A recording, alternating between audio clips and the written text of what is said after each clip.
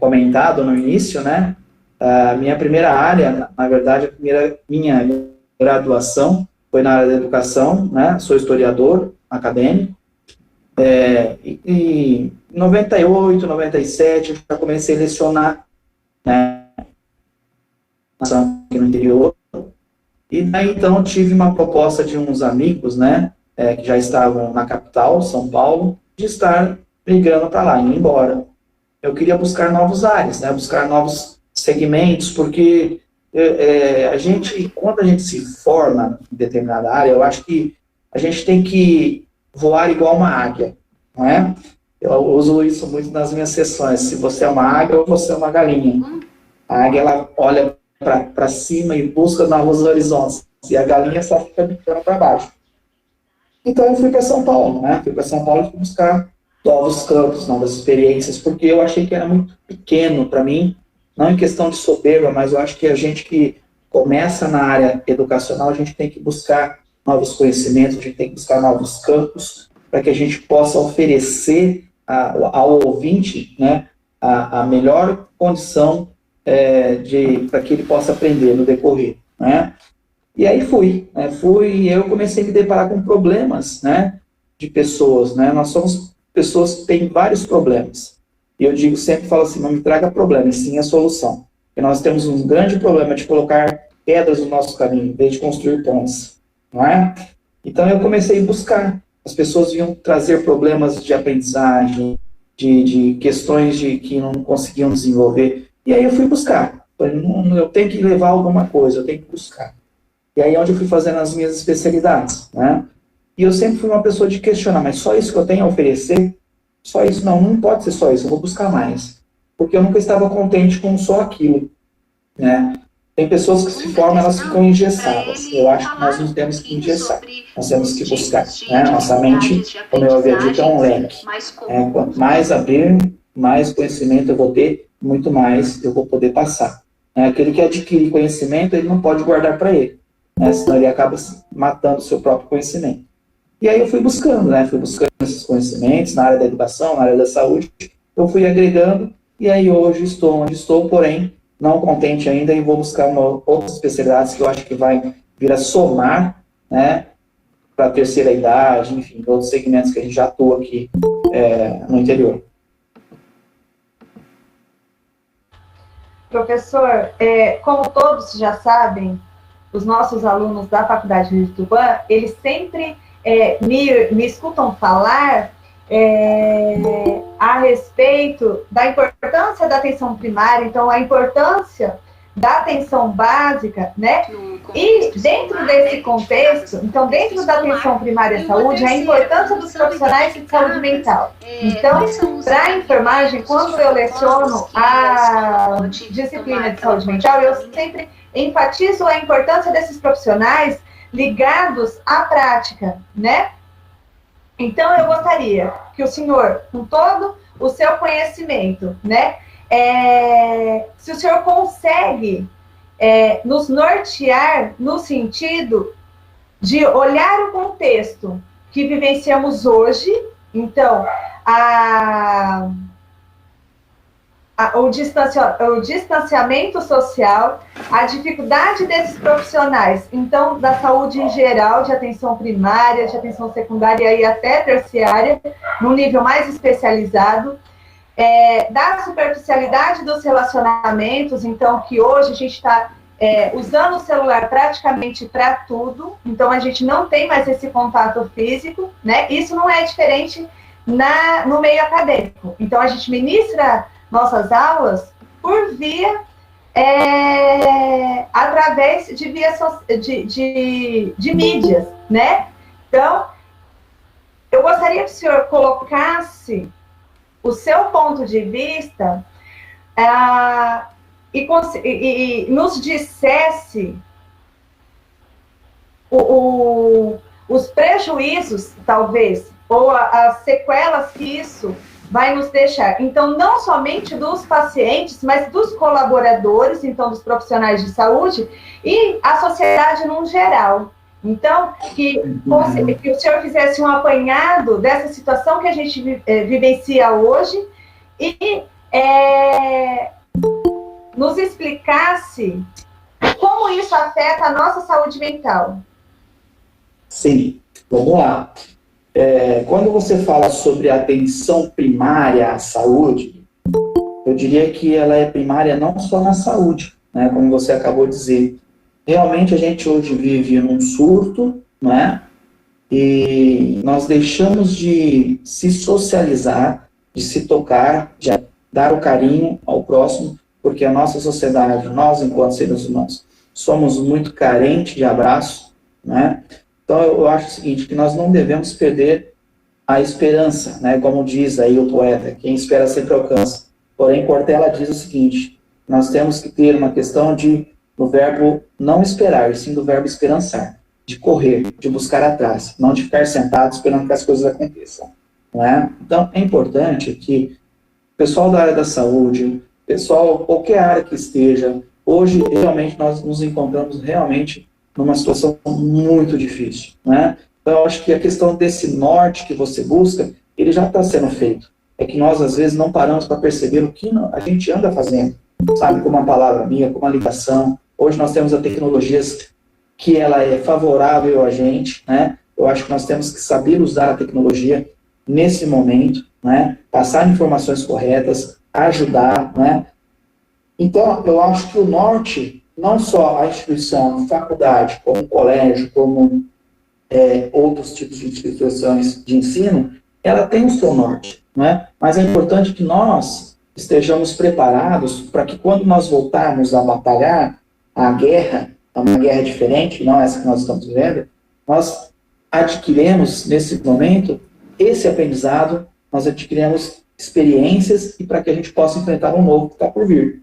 Né? Então, nós temos que nos adequar a isso que está acontecendo. Né? Então, é muito difícil. Né? A gente não está acostumado, nós não estávamos acostumados. Né? Teve muitas pessoas com problemas de depressão, de ansiedade, né?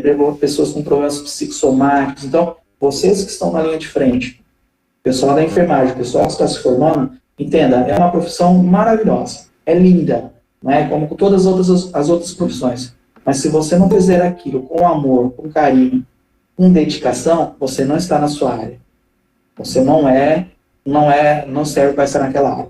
Tudo aquilo que eu faço me dá potencialidade, como Spinoza diz, dessa vontade, de desejo, de tesão de fazer aquilo com a alma, é importante, porque eu me sinto feliz, eu me sinto importante fazer aquilo.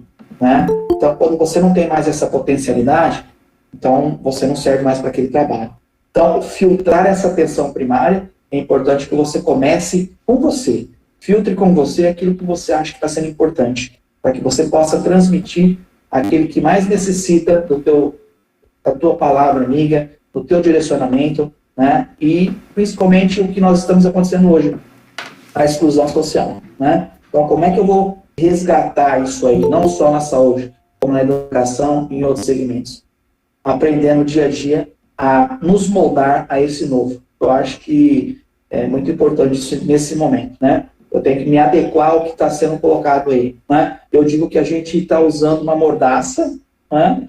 Nos amarraram e a gente estamos sendo fantoches por alguma coisa e a gente tem que tentar desmistificar algumas coisas em sentido ao que anda acontecendo. Nós temos a nossa intelectualidade, nossa inteligência, é para isso, né? Nós não podemos ficar parados. O verbo esperar, sentado, não. Mas o esperançar, correr atrás e buscar diferenças, sim. Não sei se eu respondi a sua pergunta. E o que são essas doenças psicossomáticas que o senhor citou? Pode nos dar exemplos? Sim, a questão psicossomática é uma ciência interdisciplinar, né? Na verdade, são várias áreas que estudam, né? Então, eu vou buscar na parte psicanalítica, corpo e mente, né? Então, tudo aquilo que acontece no dia a dia, né? O que vai somatizando, que vai nos causando dor da alma, né? Alguma queixa, nós vamos adoecendo, né? Tanto a mente quanto o corpo. Então, são fatores que a gente, como eu falei em outro momento, né, em outra entrevista, que nós somos aquela esponja, né?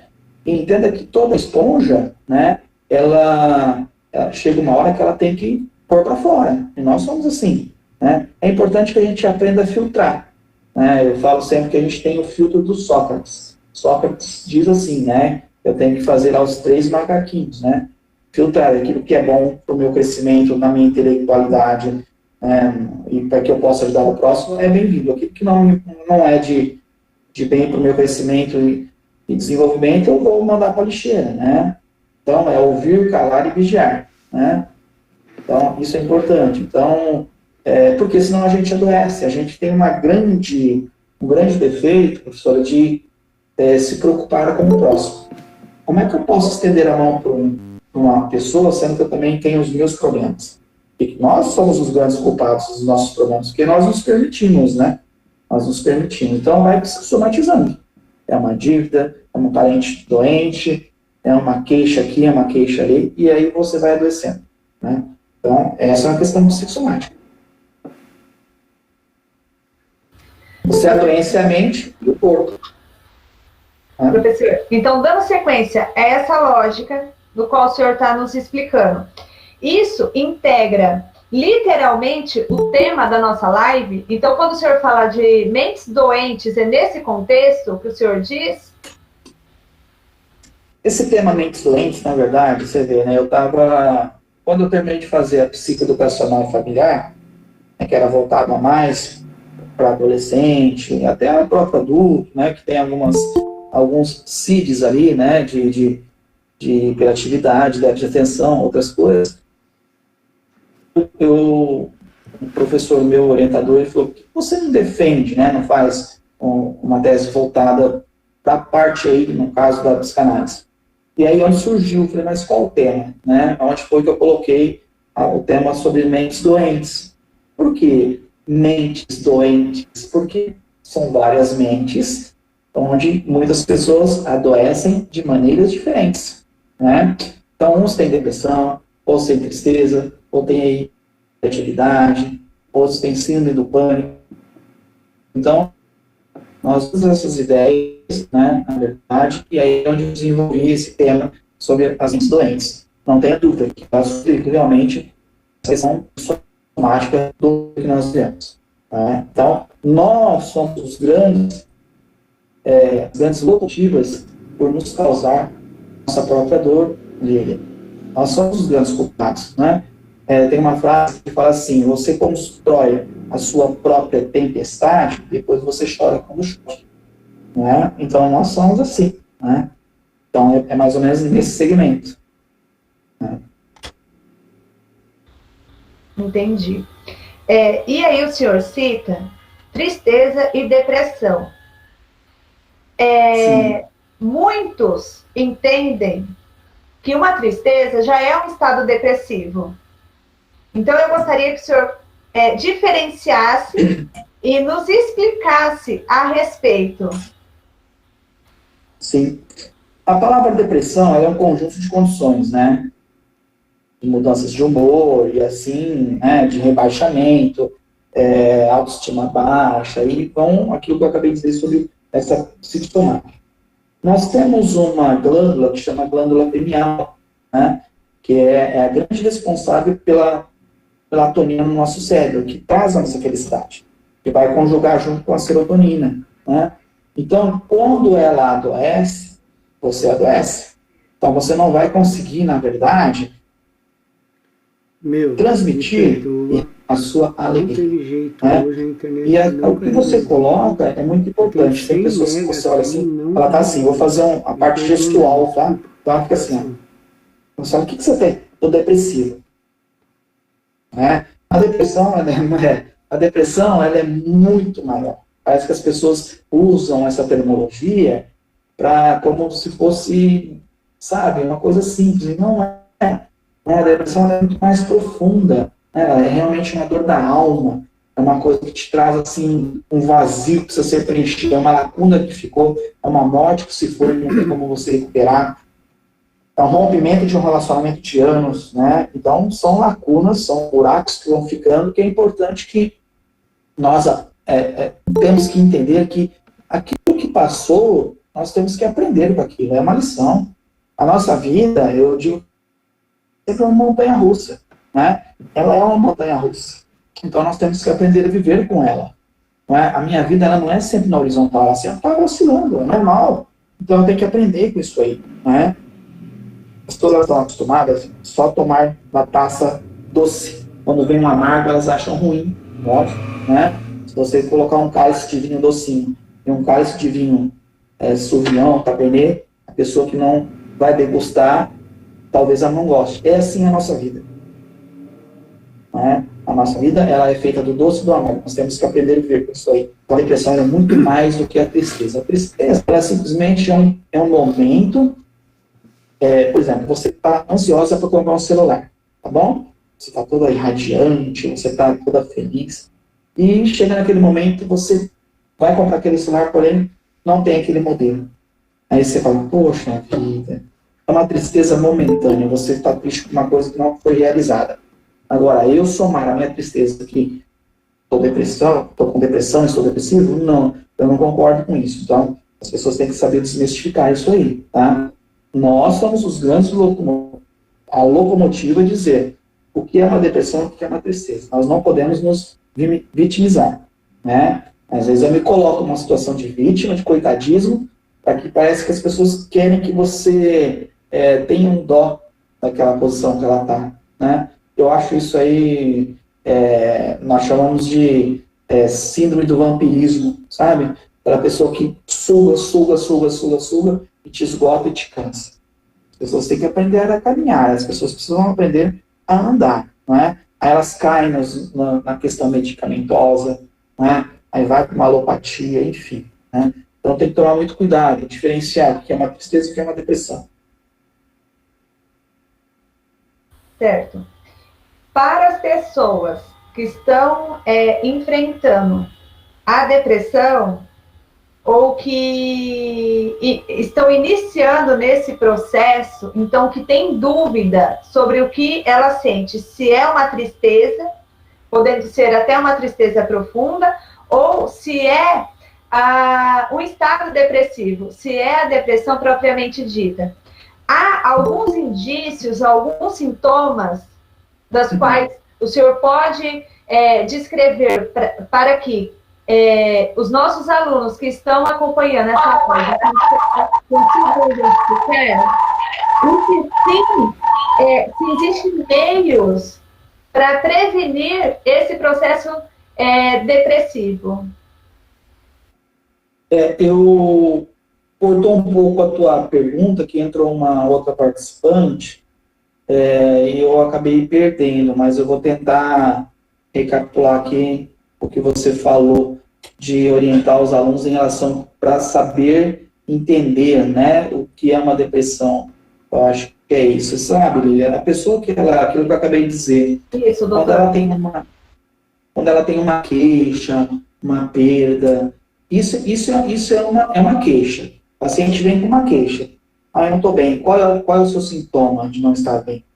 Então, porque eu perdi o meu noivo, eu perdi meu marido, eu perdi minha mãe, não é? Tá. Então, daí, ele tem um link que começa a fazer o quê?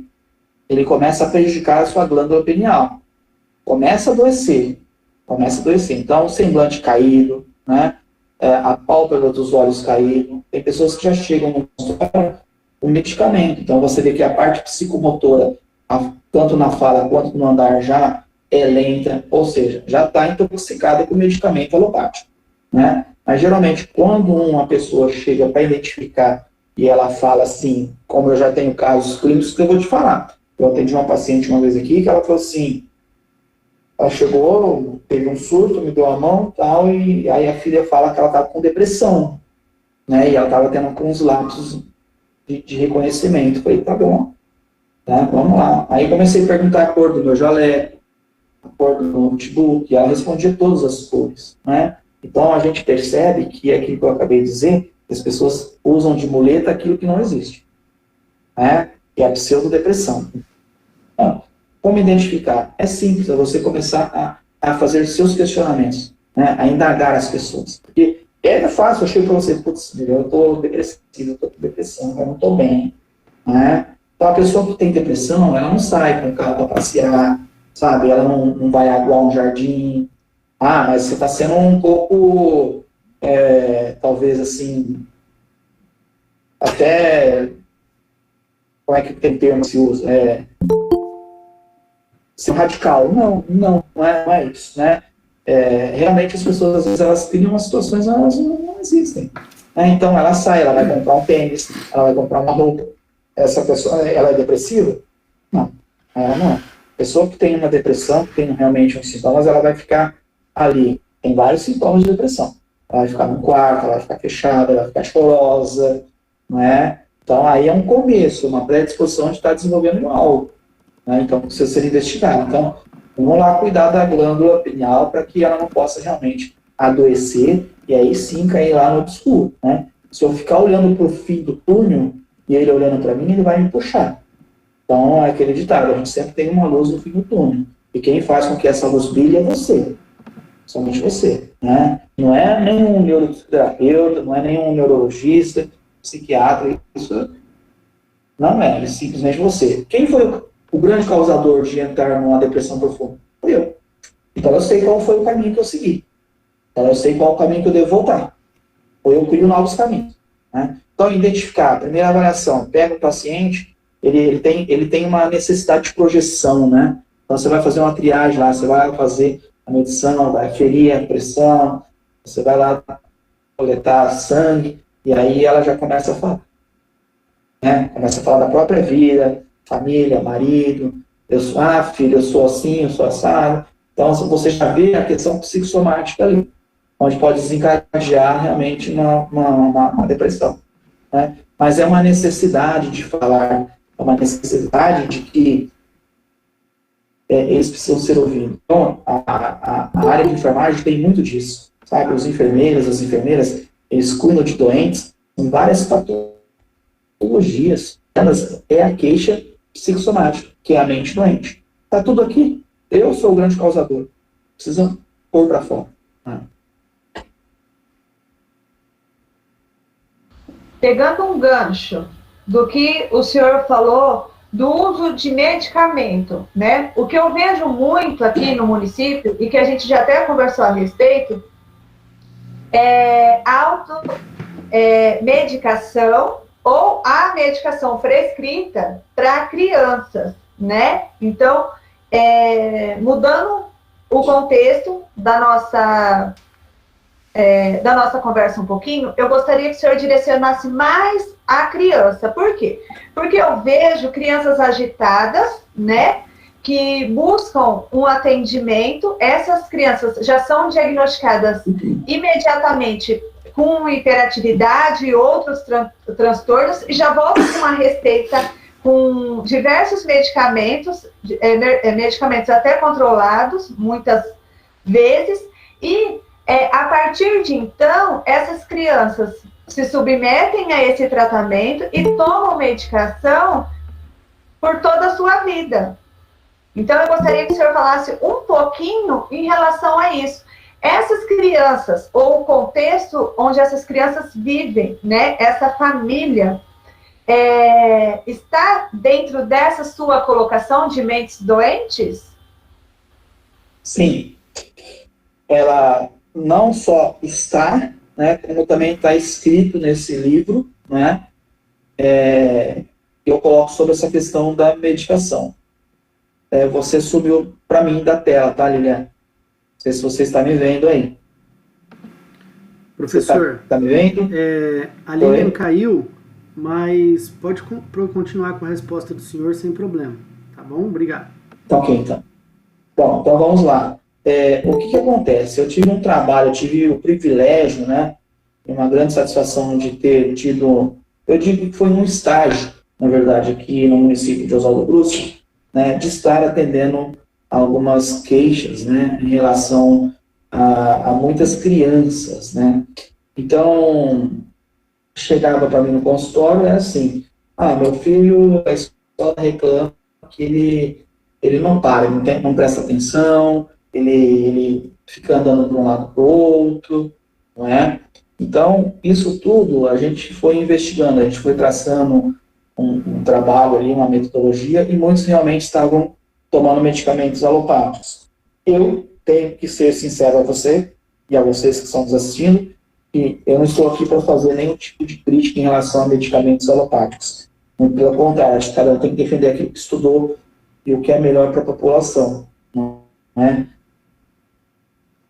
Fora do meu quesito em relação de achar que tem uma diferença em relação ao meu segmento. Eu sempre trabalhei com a parte de fitoterapia e homeopatia, né? Onde hoje, principalmente o SUS, com a medicina integrativa e, vamos dizer assim, estão aceitando, né, na acupuntura.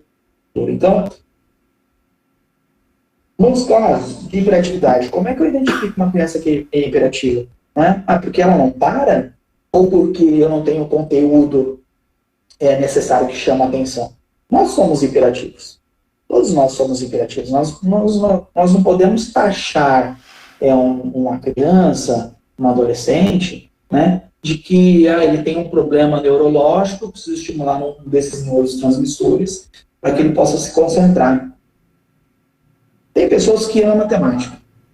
Tem pessoas que adoram a área de humanas. Tem pessoas que não têm nenhuma habilidade em relação a artes. Não conseguem fazer educação artística.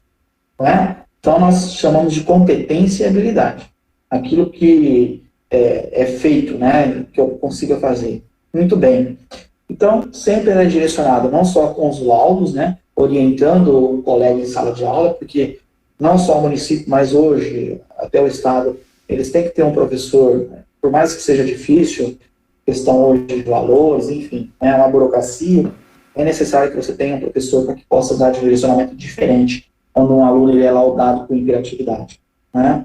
Então, a gente sempre orientava, tinha pais que falavam assim, eu não quero que meu filho tome medicamento X, Y, ele fica dormindo na sala, por quê? Porque a gente tem que simplesmente estimular a glândula que necessita, né? E não matar esses neurotransmissores em relação de eu resolvo um problema, mas eu preparo outro, né? Então, isso é muito grave, né? Então, hoje eu sou muito adepto, depois que eu fui estudar medicina integrativa, a fitoterapia, a homeopatia, enfim, que não é isso já é milenar, né? Eu acho que as plantas, elas estão aí para nos ajudar, né? Fora também depois de eu estar criticando a parte de farmácia, eu acho que cada um é cada um, então tem que se respeitar, né? Cada um na sua área. Então, não só a hiperatividade, como déficit de atenção, como criança que é autista, né? Eu tive um caso aqui no consultório, e é notório, né? A criança chegava aqui e ela tinha os seus movimentos repetitivos, né? Movimentos repetitivos, e aí nós fomos buscar a alternativa, né? Eu acabei sugerindo para ela tomar uma fitoterapia, deu uma acalmada nele, ele ficou mais tranquilo na questão de insônia, mas os movimentos continuavam. Encaminhei para um outro especialista, e simplesmente o especialista descartou o trabalho que ela já vinha fazendo há um ano, né? Dizendo com uma terminologia até um pouco, desculpa me falar, chula, não caberia naquele momento, né? Então, a gente tem que ter carinho, respeito, não só na educação, né, em todas as áreas. Então, se você analisou, se você avaliou, você teve uma suspeita de uma síndrome, ela precisa ser direcionada da melhor maneira possível. Né? Então, eu, particularmente, nesses 20 anos de experiência, eu sempre tive bons resultados, pouquíssimos que não deram. Né? Muito difícil. Hérnia de disco, tendinopatia, e aí vai. Né? Síndrome do pânico, depressão na fitoterapia, até mal de Alzheimer para você estimular, sabe? Então é fantástico. Quem estuda, parece que teve um colega que teve também uma apresentação essa semana, quem estuda essa área da medicina integrativa, na área da mentes doentes, ela realmente é maravilhosa. Né?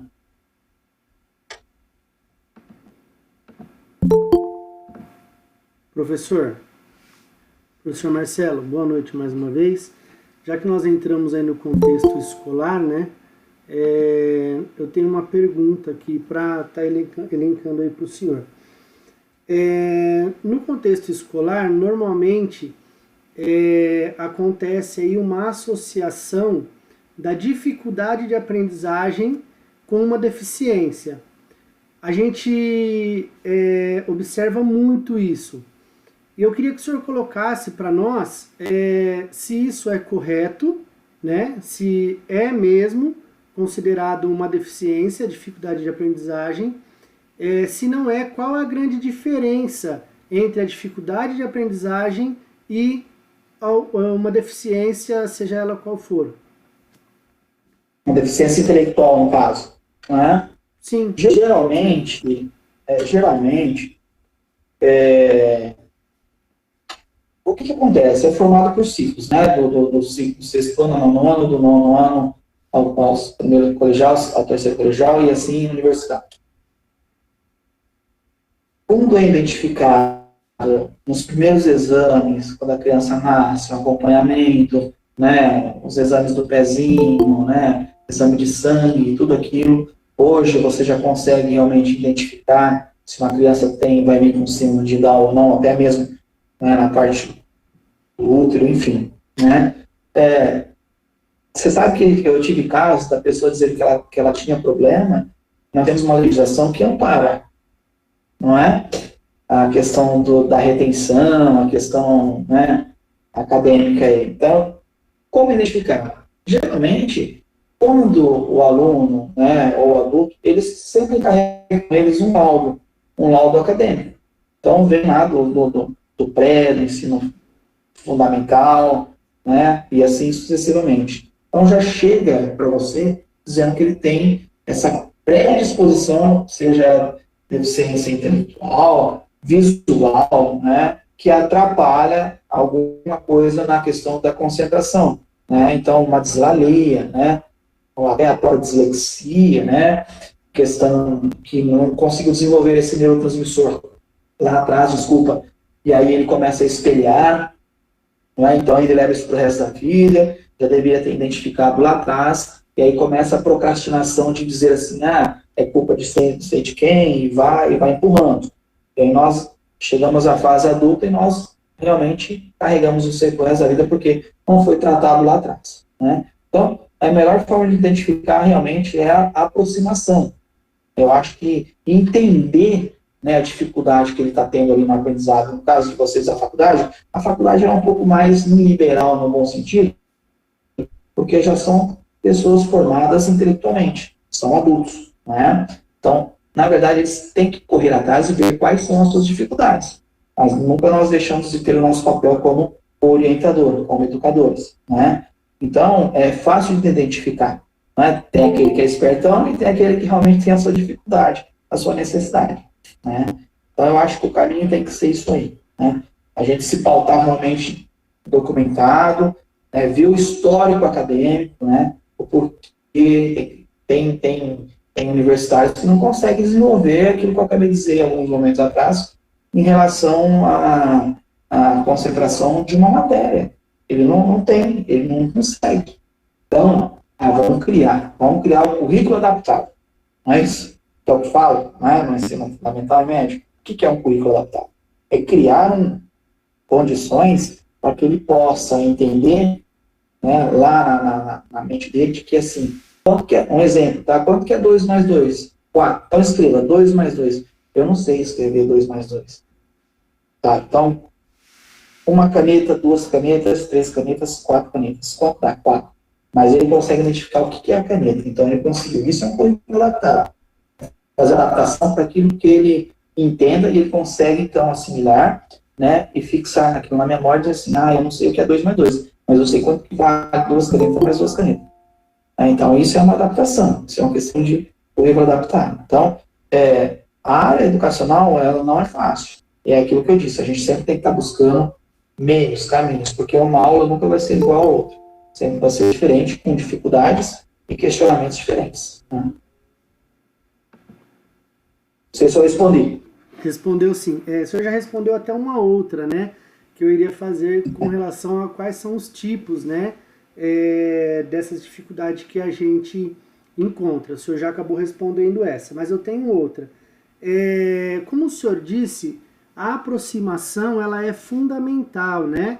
essa leitura do professor perante a sala dele, você consegue perceber o mais espertão, o mais devagar e tal.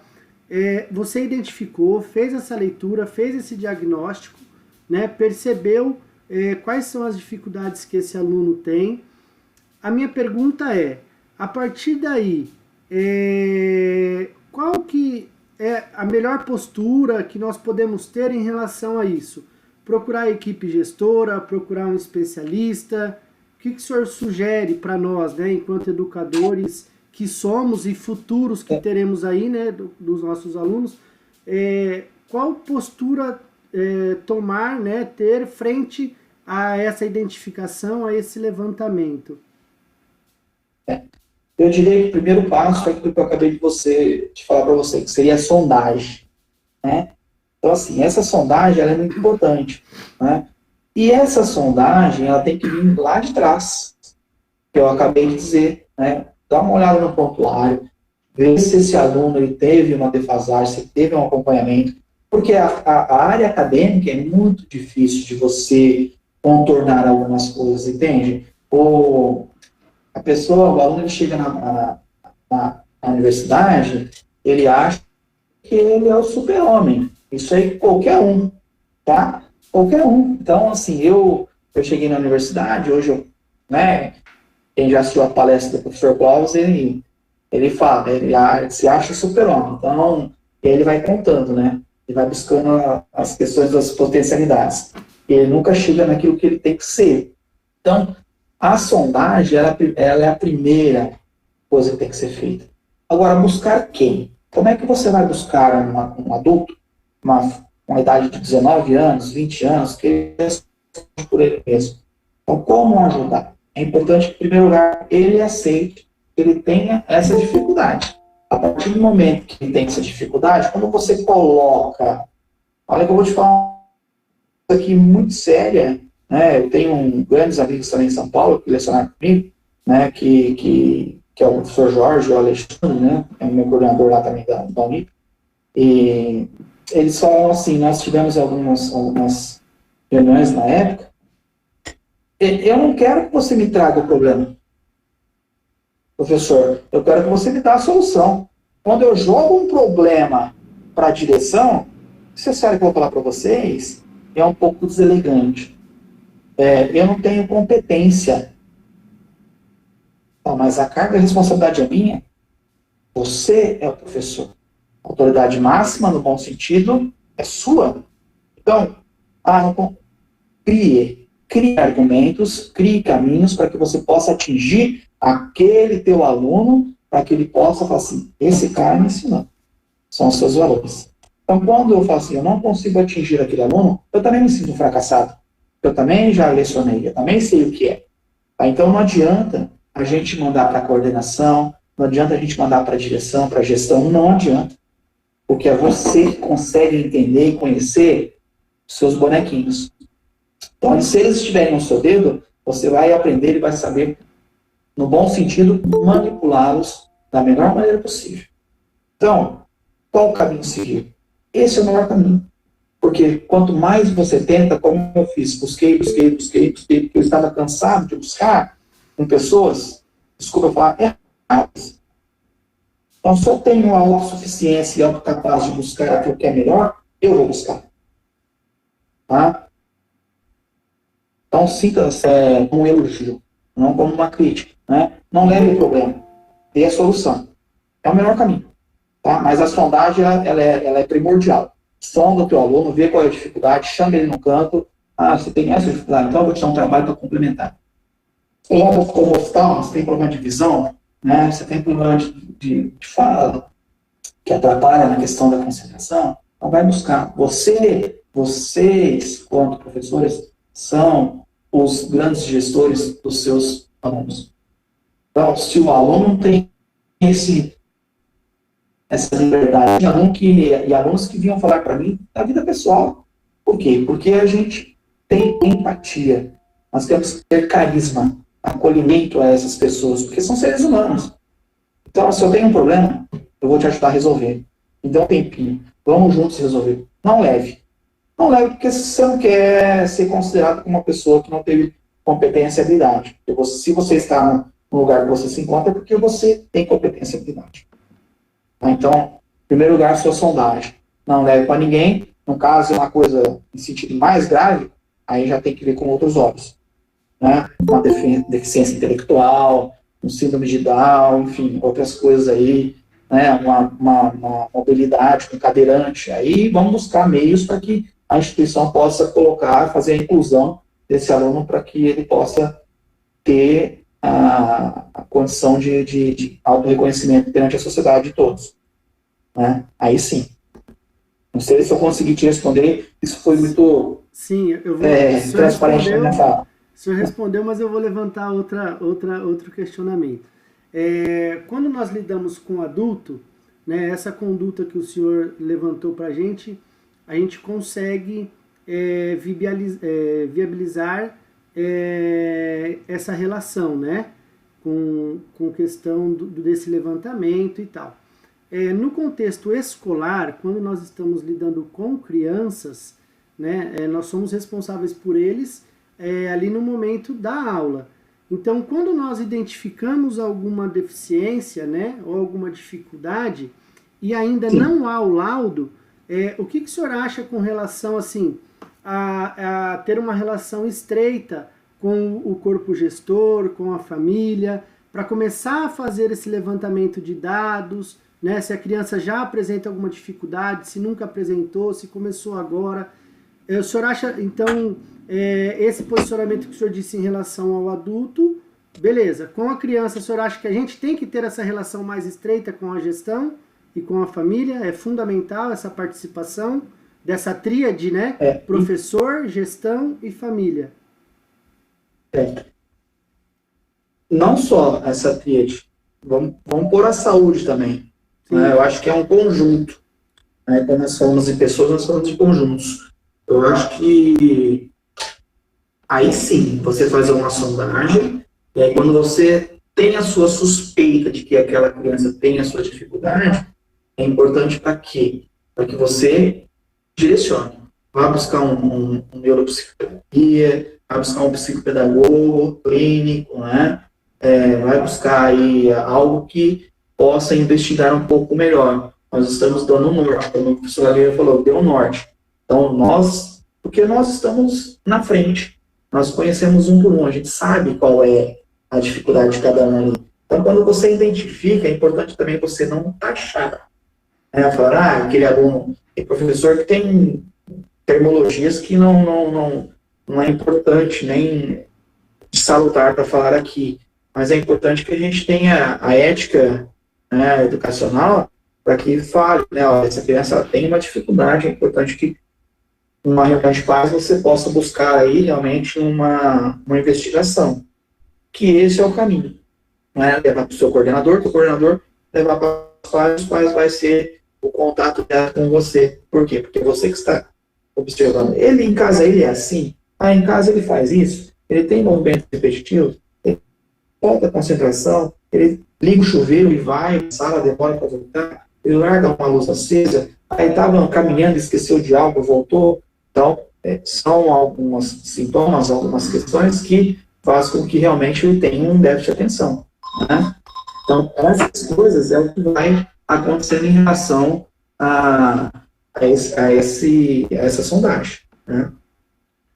E é importante ligar. Uhum. Eu ia dizer isso. Não deixa de ser importante a questão da possível solução para o problema, né? Quando você procura a gestão da sua escola, né, enquanto coordenação, vice-direção, direção, você precisa chegar com o problema, mas falar, olha, a gente pode tomar possíveis decisões daqui para frente, procurar possíveis profissionais, podemos ter uma parceria, como o senhor mencionou aí na questão do currículo adaptado, tem a sala do AE, né, que atende as crianças especiais, né, que precisa dessa adaptação, ela nos auxilia frente a essas crianças que estão inclusas no contexto escolar. Mas nós precisamos, né, ter a solução, ou possível solução, né? Não chegar lá e simplesmente jogar a bomba, né? Falar, olha, tá aqui, tem esse problema, né, ver o que vocês fazem. Não, não é assim, né? A gente precisa fazer um levantamento do que nós podemos fazer para minimizar esse problema ou até solucionar, né? Eu acho que para a gente, no bom sentido, fechar mais ou menos um entender disso aí, tem uma frase de Paulo Freire, né? Eu vou até citar aqui: ensinar não é adquirir conhecimentos, mas criar as possibilidades para a própria produção e a sua construção. Então, nós temos que buscar meios, né, construir meios para que a gente possa ensinar e levar aquilo que é melhor para os nossos alunos, né? Não só o aluno, mas também como da enfermagem, aí, ao paciente, tudo que você puder realmente fazer aquilo para melhorar e ajudá-lo, acho que é de grande importância, né? Muito obrigado, professor. Muito obrigado. Eu que agradeço vocês. A professora Ana havia feito algumas colocações, das quais eu e o professor Matheus tentamos esclarecer, mas eu gostaria de perguntar se, Ana, você ainda tem alguma pergunta para fazer para o doutor Marcelo?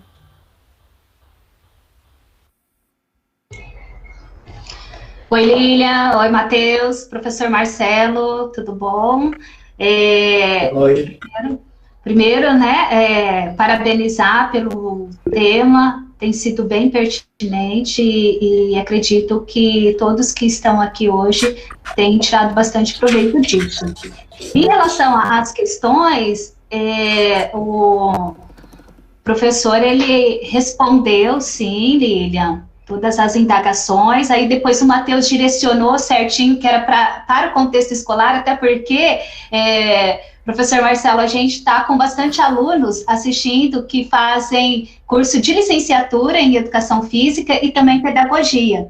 Então, eu até ministro a disciplina de problemas de aprendizagem para os alunos da licenciatura em Educação Física, e a gente está nesse contexto de trabalhar as dificuldades no próprio contexto escolar, não aquelas ocasionadas propriamente por alguma deficiência, mas porque tem ocorrido por alguma situação, por algum fato traumático ali no próprio contexto escolar. Então, as questões seriam nesse sentido mesmo. Mas durante a explanação foi esclarecido, agradeço ao professor, à professora Lília, ao Matheus, acho que os alunos conseguiram conceber bem o que foi explicado. Muito obrigada.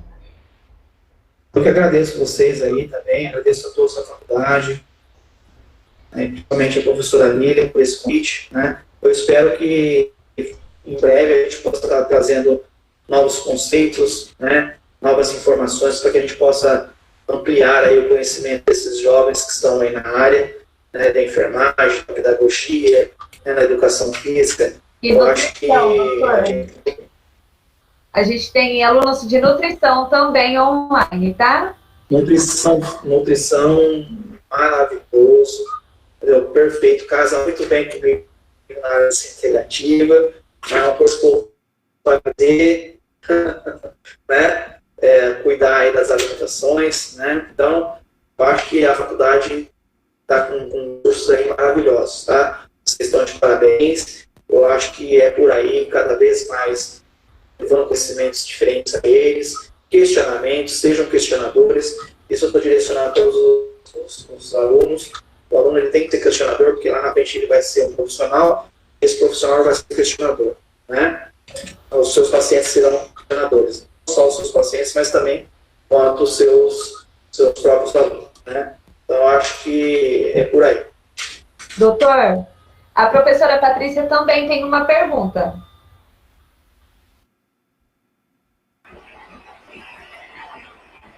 Olá, doutor. Olá, pessoal. Boa noite, tudo bem?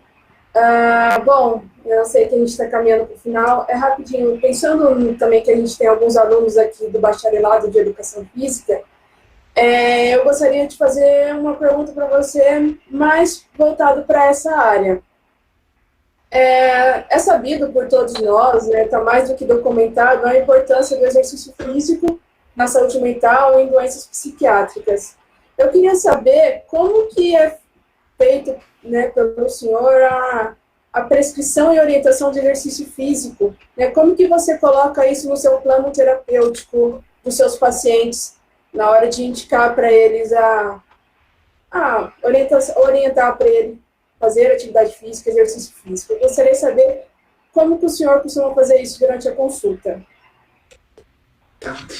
Patrícia, em primeiro lugar, a gente sempre faz uma avaliação, né, que é a anamnese, né?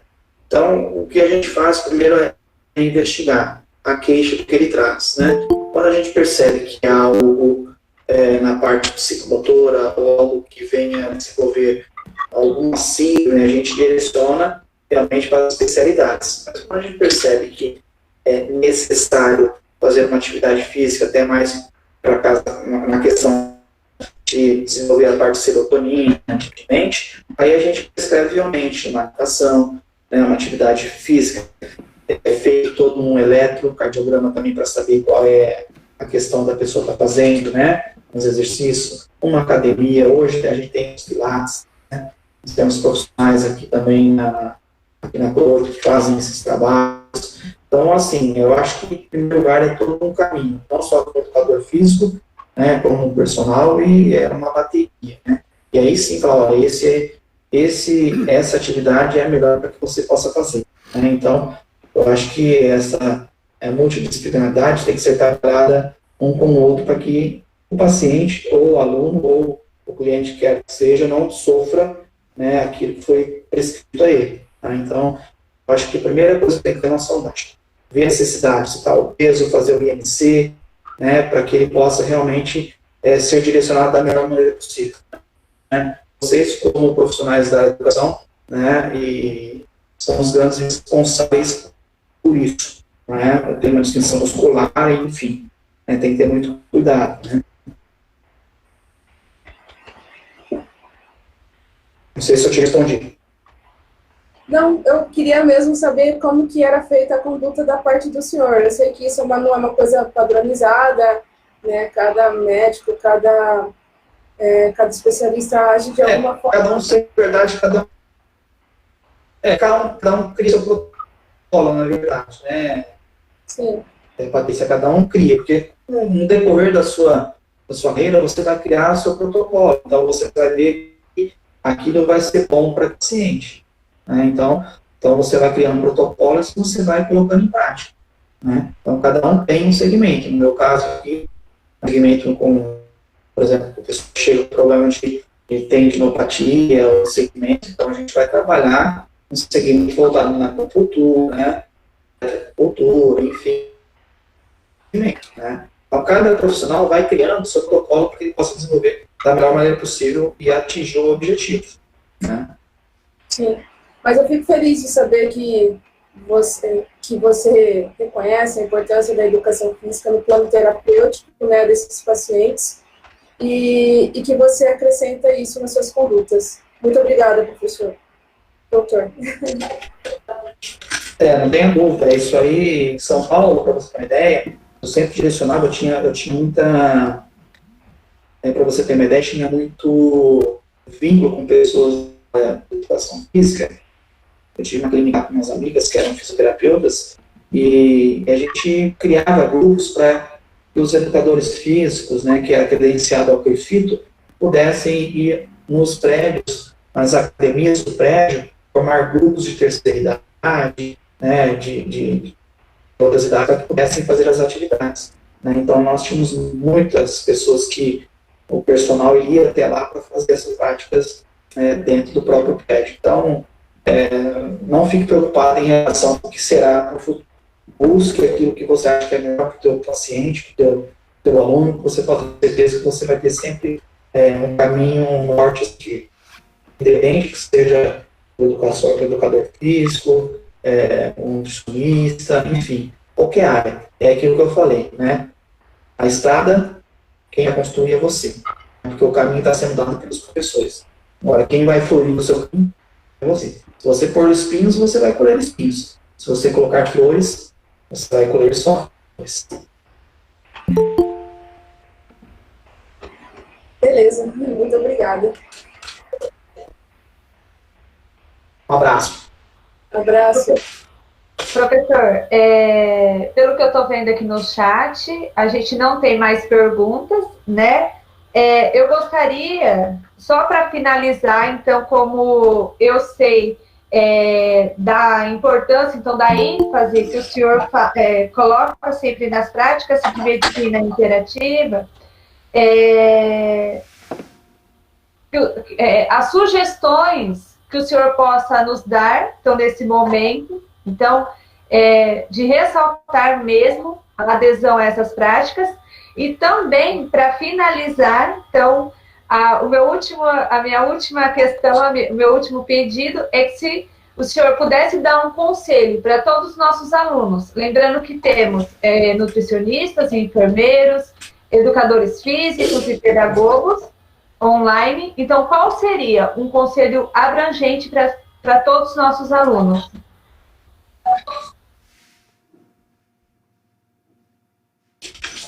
Foi a frase que eu disse, do verbo esperançar, não do verbo esperar, não é? Então, vocês, todos aí, nos assistindo, participando, né? Correr, buscar atrás. Não espere que as coisas cresçam, não espere por ninguém. Não espere de braços cruzados que as coisas irão fazer por vocês. Na verdade, aquele que espera que alguém faça por ele, nunca vai conseguir aquilo que mais ele deseja. O seu sucesso profissional, né? Então, eu acho que tem que andar atrás dos nossos, sempre buscar os nossos aperfeiçoamentos, sabe? A gente se forma, pega um diploma na mão, a gente acha que sabe tudo. Na verdade, a gente só tem um passinho só. Nós não sabemos nada. A experiência de vida que tem que decorrer das nossas ações.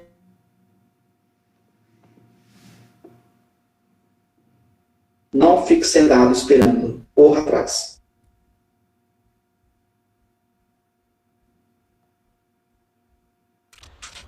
E sobre o meu primeiro questionamento, sobre sugestões de práticas de medicina alternativa, se o senhor tiver alguma sugestão para nos fazer.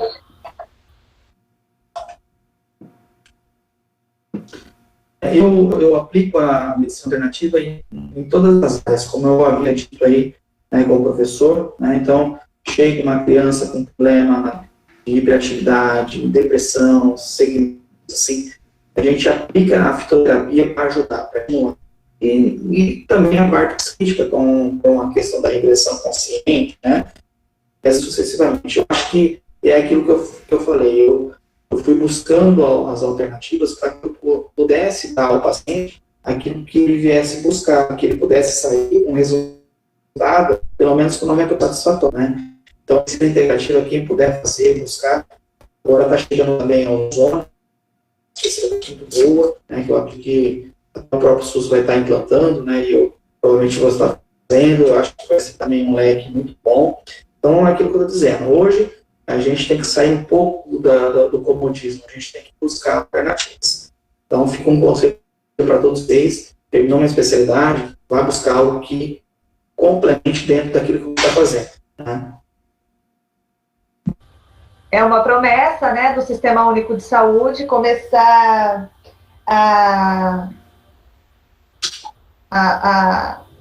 de fato, a realização da medicina alternativa dentro do SUS e a remuneração aos municípios. Então, a gente reza todos os dias para que isso deixe de ser uma política, né, e que se torne realmente uma prática. Eu gostaria imensamente de agradecer a sua presença.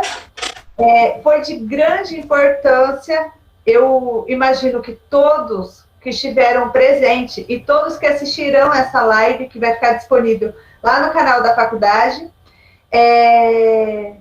aprenderam um pouquinho de tudo aquilo que o senhor sabe, né? O senhor sabe muito. Então, muito obrigada por compartilhar conosco esse conhecimento. Então, o nosso muito obrigado em nome da Faculdade de Tupã, do Grupo Uniesp S.A.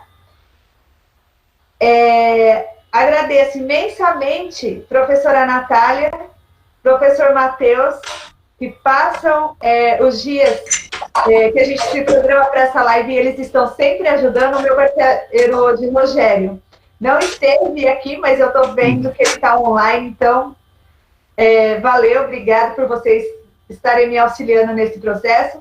Doutor, muito obrigada. Então é isso o que eu tenho a te dizer nessa noite. Então, muito obrigada por compartilhar comigo e com os meus alunos, com os meus parceiros da faculdade, professores, coordenadores de direção e todos esses que assistirão a sua live. Então, muito obrigada. Eu que agradeço a você, a essa oportunidade, a profissional que você é, tanto na área da enfermagem quanto educadora. Faço votos que você continua galgando sucesso de todo o seu profissionalismo aí, não só você, como todos aí da faculdade de Tupã. Muito obrigado. Professor, também gostaria de fazer os meus agradecimentos, né, ao senhor, à professora Lilian, pela oportunidade de estar aqui mais uma vez junto com ela fazendo essa mediação, a todos os nobres pares que estão nos assistindo, aos nossos egressos, o meu muito obrigado e mais uma vez as minhas desculpas, né, em nome da Faculdade de Tupã, em nome do Grupo Uniesp, com relação à tecnologia. Algumas coisas fogem